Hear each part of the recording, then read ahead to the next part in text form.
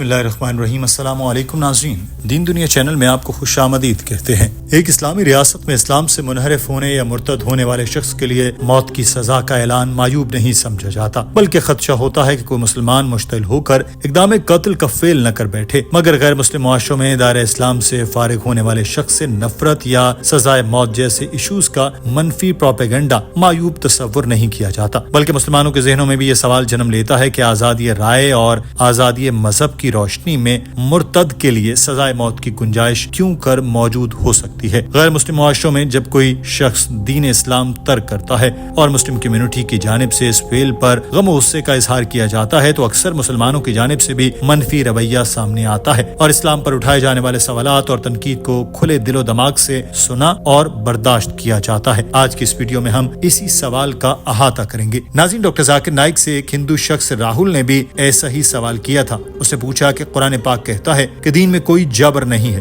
मगर वहीं दूसरी तरफ जब कोई मुसलमान इस्लाम को छोड़ना चाहे तो उसके लिए मौत की सजा होती है। मेरे नजदीक ये इंसान के जहन में ऐसा दबाव डालता है और जबर डालता है कि अगर मैंने इस्लाम को छोड़ा तो मुझे कत्ल कर दिया जाएगा। यही सोच मुसलमान को इस्लाम छोड़ने से रोकती है। तो मेरे नजदीक ये एक तरह का जहनी जबर है जो इस शख्स पर मुसल्लत किया गया। आप इस मामले पर क्या कहेंगे? My name is Rahul Bhatia. I'm an engineer by profession. I have a question that has been in my mind for quite a while now. The Noble Quran says, let there be no compulsion in religion. That's point number one. And point number two is that the punishment for a Muslim who wants to come out of Islam, God forbid, is death punishment.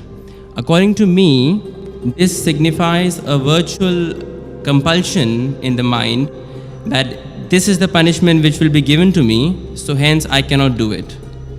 And this kind of, I just need some clarification. I'm sure there is a clarification on this point. Doctor Zakir Naik ने सवाल पर राहुल की बहुत ज्यादा तारीफ की, क्योंकि ये ऐसा सवाल था जो इंतहाई पेचीदा था और जहन को कभी ना सुलझने वाली गुत्थी थमा जाता था कि एक सिरा निकालें तो दूसरा फंस जाए। मगर ये बात और है कि राहुल के सामने इल्म का समंदर ठाटे मार रहा था। उनके सामने वो डॉक्टर जाकिर नाइक मौजूद थे जो चुटकियों में ऐसे पेचीदा तरीन सवालों के जवाब ढूंढने में जरा देर नहीं लगाते। उन्होंने राहुल की बात सुनकर ही अपने जहन में कुरान पाक का हवाला भी सोच लिया और जवाब देने की बारी आई तो सबसे पहले इसी से बात शुरू की। उन्होंने हाजरीन को बताया कि राहुल ने जिस आयत का हवाला दिया वो सूरह बकरा की आयत नंबर 256 है, जिसका तर्जुमा है कि दीन में कोई जबर नहीं और ये भी इस्लाम का हिस्सा है। आप किसी को तलवार या बंदूक की नोक पर इस्लाम कबूल नहीं करवा सकते। He hasn't given the reference. First he quoted the verse of the Quran from Surah Baqarah, chapter number 2, verse number 256, which says, La ikraha fi din, there is no compulsion in religion.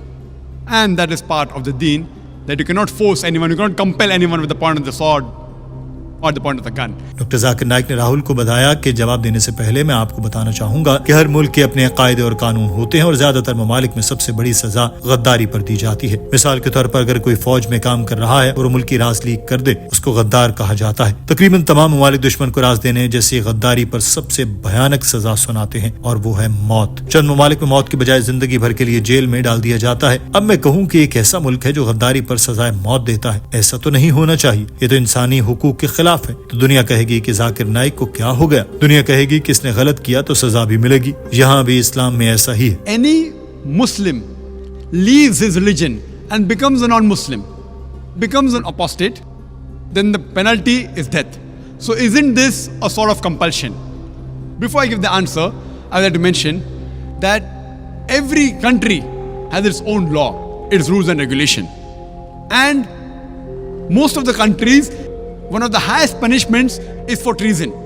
For example, if a person is working in the army and if he leaks the important thing of the country, all the vital points and the information to the enemy, it is called as treason. अगर किसी मुल्क में शरीयत नाफिज है और वहाँ कोई मुसलमान मुर्तद हो जाए और वो अपने नए मजहब से मुतालिक दूसरों को भी गुमराह करे तो इस सूरत में सजाए मौत वाजिब होती है। If anyone does treason, sells the important blueprints and documents of the country to the enemy, many of the countries there's death penalty, many of the countries have life imprisonment.